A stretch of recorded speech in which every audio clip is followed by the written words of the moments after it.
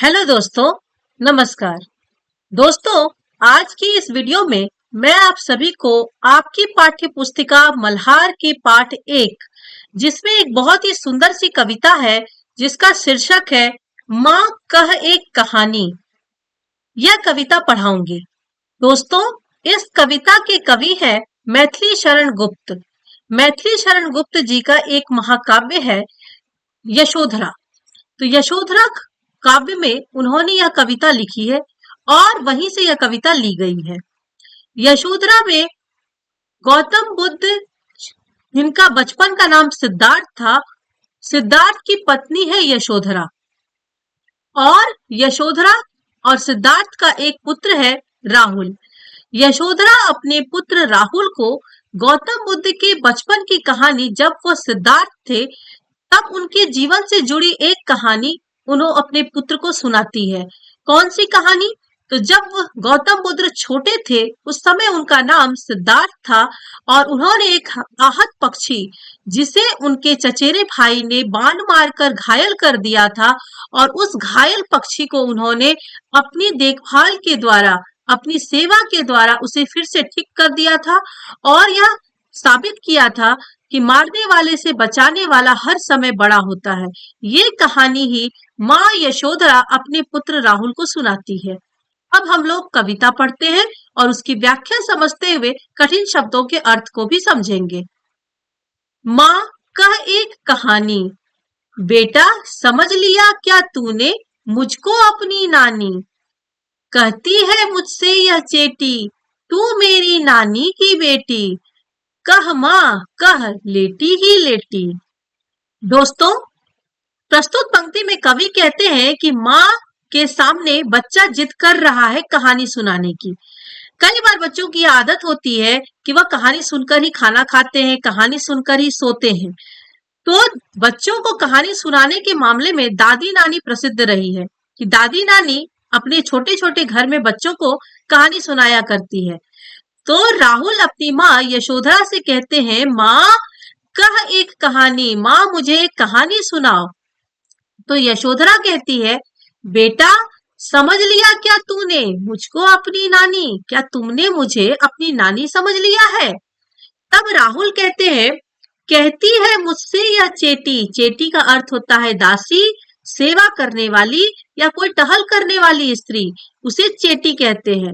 तो राहुल कहते हैं कि यह जो चेटी है, यह जो दासी है, वह मुझसे कहती है कि तुम मेरी नानी नहीं हो, लेकिन तू मेरी नानी की बेटी, तुम मेरी नानी की ही बेटी हो।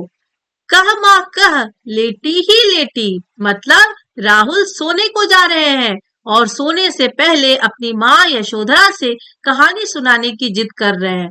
तो माँ को कहते हैं कि तुम कहो, मुझे कहानी सुनाओ। और कैसे सुनाओ? लेटी ही लेटी, मेरे साथ तुम भी लेटो और लेटे ही लेटे मुझे कहानी सुनाओ। आगे की पंक्ति है, राजा था या रानी, राजा था या रानी, माँ कह एक कहानी। तू है हठी मानधन मेरे, सुन उपवन में बड़े सवेरे, तात भ्रमण करते थे तेरे। प्यारे बच्चों, कहानी के क्षेत्र में राजा रानी की कहानी हमेशा से ही प्रसिद्ध रही है और सबसे ज्यादा पसंद भी की जाती है। कहानी मतलब राजा रानी की कहानी, इसी से कहानी की शुरुआत हुई थी। तो राहुल कहते हैं, मुझे राजा या रानी की कहानी सुनाओ, कोई भी राजा कोई भी रानी की कहानी सुनाओ। तो उसकी माँ कहती है, आप जल्दी से बताइए माँ का नाम क्या है? माँ का नाम यशोधरा। ये यशोधरा है, सिद्धार्थ की पत्नी। तू है हठी मानधन मेरे, हठी का अर्थ होता है जिद्दी। वो अपने पुत्र को कहती है कि तू तो बड़ा हठी है और मेरे मानधन, मानधन का अर्थ होता है मान का धनी, मतलब जिसके लिए प्रतिष्ठा ही सब कुछ, जिसके लिए सम्मान ही सबसे बड़ा, उसे मानधन कहते हैं, उसका मान ही उसका धन है। तो यशोधरा कहती है कि तू बड़ा हठी है और मेरे प्रतिष्ठा, मेरे सम्मान रूपी मेरा धन है। अब कहानी सुनाना वो शुरू करती है। सुन, अब कहानी सुनाना स्टार्ट। उपवन में बड़े सवेरे, उपवन का अर्थ होता है बगीचा, कि बगीचे में बड़े सवेरे सवेरे तात भ्रमण करते थे तेरे। तात का अर्थ होता है पिता, कि तेरे पिता सुबह सुबह उपवन में भ्रमण कर रहे थे, बगीचा में भ्रमण कर रहे थे। जहां सुर भी मनमानी, जहां सुर भी मनमानी, हाँ माँ यही कहानी। सुरभि का अर्थ होता है सुगंध। यशोधरा कहती है कि उस उपवन में चारों तरफ फूल थे, जिसके कारण वहां पर सुगंध चारों तरफ फैली हुई थी, मनमानी तरीके से चारों तरफ फैली हुई थी। अब राहुल को समझ में आया कि मेरे पिता की बचपन की कहानी सुनाई जा रही है। तो राहुल कहता है, हाँ हाँ माँ यही कहानी मुझे सुनाओ। इसके आगे यशोधरा कहती है, वर्ण वर्ण के फूल खिले थे, झलमल कर बिंदु मिले झिले थे, हल्के झोंके हिले मिले थे, लहराता था पानी, लहराता था पानी, हाँ हाँ यही कहानी। यशोधरा कहती है, वर्ण वर्ण के फूल खिले थे। दोस्तों, यहाँ वर्ण वर्ण का अर्थ फूलों के दृष्टिकोण से रंग बिरंगा है कि कई रंग रंग के फूल खिले हुए थे। वर्ण वर्ण के और भी कई अर्थ होते हैं, जैसे तरह तरह के वर्ण, हिंदी वर्णमाला में भी वर्ण आते हैं, जाति के क्षेत्र में भी वर्ण होते हैं। आप कौन से वर्ण के हैं? तो एक ये ऐसा शब्द है जिसके अनेक अर्थ हैं। तो हम कविता के दृष्टिकोण से, पंक्ति के दृष्टिकोण से इसके अर्थ को लेंगे। तो यहाँ वर्ण वर्ण का अर्थ फूल के साथ है, मतलब उसके रंग बिरंगे फूल की बात हो रही है। वर्ण वर्ण के फूल खिले थे, उस उपवन में, उस बगीचे में रंग बिरंगे फूल खिले हुए थे और झलमल कर हिम बिंदु झिले थे। हिम बिंदु का अर्थ होता है ओस के बूंद, और उस फूलों के पंखुड़ियों पर, पौधों के पत्तों पर ओस के बूंद भरे हुए थे। सुबह का समय था और जब ठंड का मौसम होता है तो आप देखेंगे कि सुबह के समय हर पत्तों पर आपको ओस की छोटी छोटी बूंदें दिखाई देगी। हल्के झोंके हिले मिले थे और हल्की हल्की सुबह की ताजी ताजी ठंडी हवा चल रही थी, जिसके कारण पेड़ पौधों के पत्ते, फूल हल्के हल्के एक दूसरे से हिल हिल कर मिल रहे थे। लहराता था पानी, और उन पौधों पर जो ओस के बूंद गिरे हुए थे वह एक दूसरे के ऊपर से टकरा टकरा कर, छटक छटक कर गिर रहे थे, लहरा रहे थे। अब राहुल कहते हैं, लहराता था पानी, मतलब वो पानी लहरा रहा था। हाँ हाँ यही कहानी, हाँ हाँ माँ मुझे आप यही कहानी सुनाइए। आगे यशोधरा सुनाती है, गाते थे खग कल कल स्वर से, सहसा एक हंस ऊपर से, गिरा बिद्ध होकर खर सर से, हुई पक्षी की हानि, हुई पक्षी की हानि, करुणा भरी कहानी। अब यशोधरा कह रही है, उस घटना का जिक्र उन्होंने किया है कि एक पक्षी, हंस, जिसका पक्षी का नाम क्या है तो हंस, वह आकाश में उड़ रहा था सुबह का समय, और उसके कलकल के स्वर से पूरा आकाश गुंजायमान हो रहा था। उसी समय हंस के साथ क्या हुआ, हम लोग इसकी पूरी व्याख्या समझेंगे। यशोधरा कथा सुनाना शुरू करती है। वह कहती है, गाते थे खग कलकल स्वर से, आसमान में सुबह के समय पक्षी, खग का अर्थ क्या होता है? पक्षी, चिड़िया, पाखी जितने भी हैं, वह सभी कलकल स्वर मतलब मधुर स्वर में गान करते हुए इधर से उधर उड़ रहे थे। दोस्तों, सुबह का समय यदि आप सुबह सुबह बाहर निकलेंगे, ताजी हवा खाएंगे, आपको चारों तरफ से चिड़ियों के, पक्षियों के ची ची ची ची की आवाज आएगी, जो सुनने में बड़ा ही मधुर लगता है। सहसा एक हंस ऊपर से, सहसा का अर्थ होता है अचानक से, अचानक से एक हंस ऊपर से गिरता है। गिरा बद्ध होकर खरसर से, गिर पड़ा वो, और कैसे गिरा? बिद्ध होकर, बिद्ध का अर्थ होता है घायल, वह घायल होकर गिरा। और किससे घायल हुआ? तो खरसर से, वो तीर धनुष से तीर मारा गया था उसे, और उस तीर के कारण ही वह घायल होकर नीचे गिर पड़ा था। और तीर उसे कहाँ लगा था? हुई पक्ष की हानि। दोस्तों, पक्ष का अर्थ होता है पंख। पक्ष के और भी कई अर्थ होते हैं, ये अनेकार्थी शब्द है, लेकिन यहाँ पर पक्ष का अर्थ पंख ही है। पक्ष का अर्थ साइड भी होता है कि आप इस तरफ है या उस तरफ है। हुई पक्ष की हानि, पक्ष का अर्थ हुआ पंख। यहाँ उसके एक पंख में तीर लग गई थी, जिसके कारण वह घायल हो गया था। अब यहाँ पर राहुल प्रश्न पूछते हैं, हुई पक्ष की हानि, ये मतलब उसके एक पंख की हानि हो गई थी, उसका एक पंख घायल हो गया था, उसके पंख का नुकसान हुआ था। करुणा भरी कहानी। राहुल कहते हैं आह माँ, यह तो बड़ी दर्द भरी कहानी है। करुणा का अर्थ होता है दर्द से भरी हुई, यह तो दर्द से भरी हुई कहानी है। आगे यशोधरा सुनाती है, चौंक उन्होंने उसे उठाया, नया जन्म सा उसने पाया, इतने में आखेटक आया, लक्ष्य सिद्धि का मानी, लक्ष्य सिद्धि का मानी, कोमल कठिन कहानी। अब यहाँ पर आगे की कहानी बताया गया कि सिद्धार्थ ने कैसे उस हंस को उठाया और उसे जीवन दान दिया, उसकी सेवा की और उसे नया जन्म मिला। यशोधरा कहती है, चौंक उन्होंने उसे उठाया, मतलब वो घायल हंस गिरा, इससे सिद्धार्थ चौंके और चौंक कर वह दौड़कर उस पक्षी को उठाए और उठाने के बाद उसकी तीर निकाली, उसके घायल पंख का इलाज किया, उसे मरहम पट्टी लगाई, उसे बहुत प्यार दुलार से अपने पास रखा। नया जन्म सा उसने पाया और वो हंस इस कारण से नया जन्म पा लिया। इतने में आखेटक आया और इतने में वह शिकारी चले आया। आखेटक का अर्थ होता है शिकारी, मतलब जिसने उसका शिकार किया था। तो किसने उसका शिकार किया था? देवव्रत, जो कि सिद्धार्थ का चचेरा भाई था। इतने में आखेटक आया, इतने में शिकारी चले आया। लक्ष्य सिद्धि का मानी, लक्ष्य सिद्धि मतलब उसने लक्ष्य करके उसे मारा था, उसके निशाने पर वह तीर लगी थी, इसी बात का उसे मानी था। मानी का अर्थ होता है गर्व, उसे गर्व में भरा हुआ था, उसे पक्षी को दर्द दिया उसने, इस बात से उसका कोई लेना देना ही नहीं था। वह गर्व से चूर था कि मैंने इस पर लक्ष्य साध लिया है। अब राहुल मासूमियत से पूछते हैं कि इतना गलत लक्ष्य उसने किया, एक पक्षी को उसने दर्द दिया, इस बात का भी अभिमान है?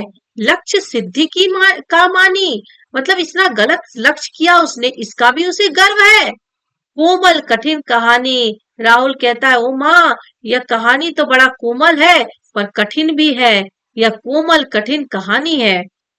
आगे यशोधरा कहती है, मांगा उसने आहत पक्षी, तेरे तात किंतु थे रक्षी, तब उसने जो था खग भक्षी, हट करने की ठानी, हट करने की ठानी, अब बढ़ चली कहानी। यशोधरा कहती है, मांगा उसने आहत पक्षी, वह शिकारी दौड़े दौड़े आया सिद्धार्थ के पास और कहता है कि वह उनसे घायल पक्षी, आहत का अर्थ होता है घायल और पक्षी, उसने उस घायल पक्षी को मांगा। किंतु तेरे तात किंतु थे रक्षी, तेरे जो पिता थे, तात का अर्थ होता है पिता, तेरे जो पिता थे वह रक्षी थे, वह उस पक्षी का रक्षा करने वाले थे, उनके अंदर दया थी, करुणा थी। तब उसने जो था खग भक्षी, तब उसने वह जो शिकारी था देवव्रत, जो उनका चचेरा भाई था, उसने क्या किया? वो क्या था? जो था खग भक्षी, पक्षी को खाने वाले को खग भक्षी कहते हैं। खग का अर्थ होता है पक्षी, भक्षी का अर्थ होता है भक्षण करने वाला, खाने वाला। तो पक्षियों को खाने वाले को खग भक्षी कहते हैं। कि वह जो शिकारी जो कि खग भक्षी था, वह क्या किया? हट करने की ठानी, वह जिद करने की ठान लिया, वह जिद करने लगा कि मुझे यह पक्षी चाहिए ही चाहिए। राहुल कहते हैं, हट करने की ठानी, वह हट करने लग गया। अब बढ़ चली कहानी, अब कहानी इससे आगे बढ़ी। हुआ विवाद सदैव निर्दय में, उभय आग्रही थे स्व विषय में, गई बात तब न्यायालय में। अब यशोधरा बताती है कि यह हुआ विवाद सदैव निर्दय में। सदैव का अर्थ होता है दयालु, निर्दय का अर्थ होता है कठोर। कि अब वहां पर विवाद शुरू हो गया, किसके बीच? तो जो दयालु हृदय के थे मतलब सिद्धार्थ, और जो निर्दय हृदय के थे मतलब देवव्रत मतलब शिकारी, उन दोनों के बीच में विवाद होना शुरू हो गया। सदैव निर्दय ये विलोम शब्द है। देखिए बच्चों, इस कविता में आपको कितने सारे शब्द भंडार मिल रहे हैं। अनेकार्थी शब्द, विलोम शब्द, पर्यायवाची शब्द, सब कुछ है, सबका आप ध्यान रखेंगे।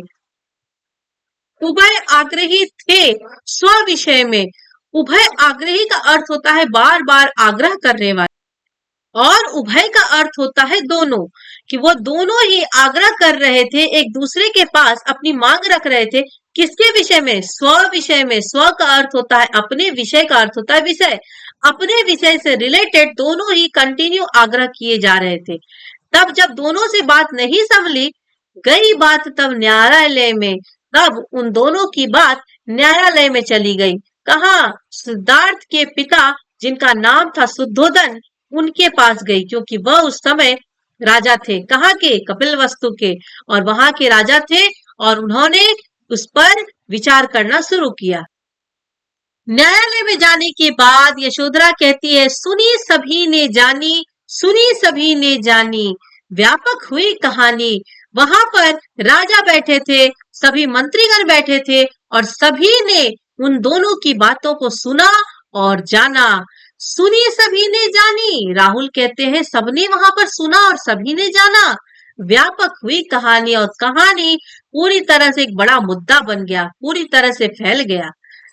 राहुल तू निर्णय कर इसका, न्याय पक्ष लेता है किसका, कह दे निर्भय जय हो किसका।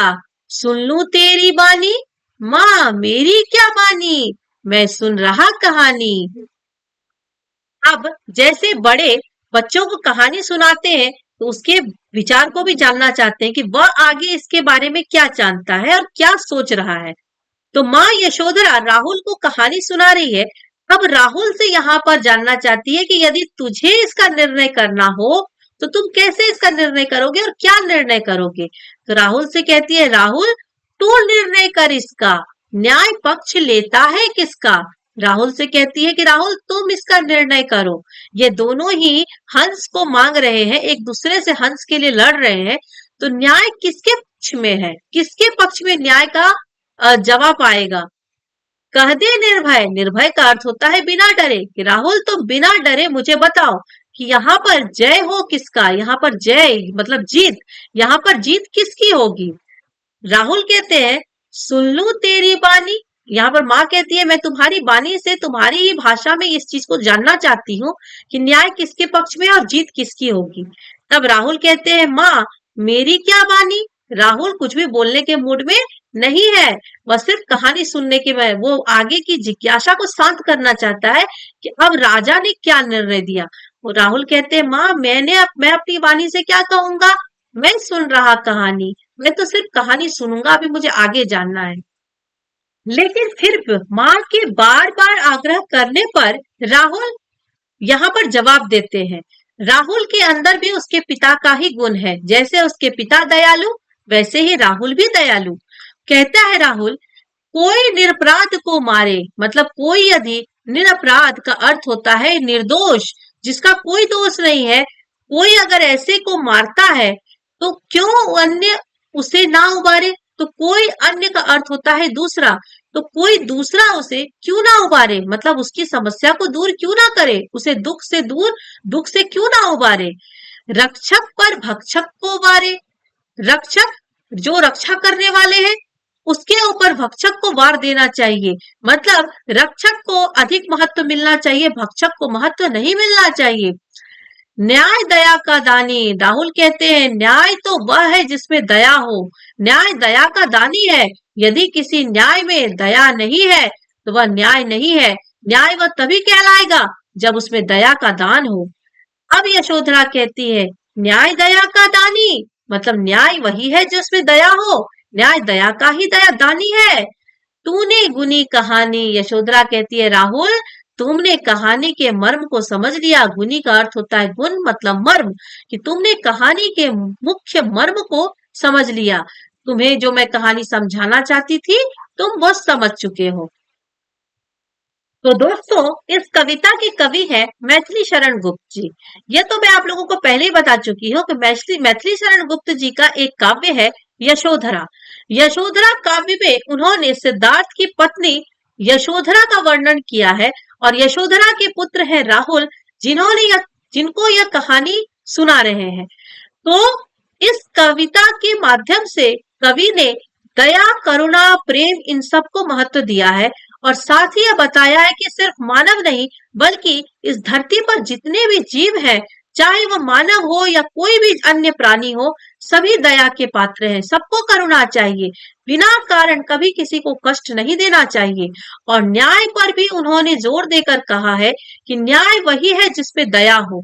यदि न्याय किसी का भला नहीं कर सकता है तो वह न्याय नहीं है।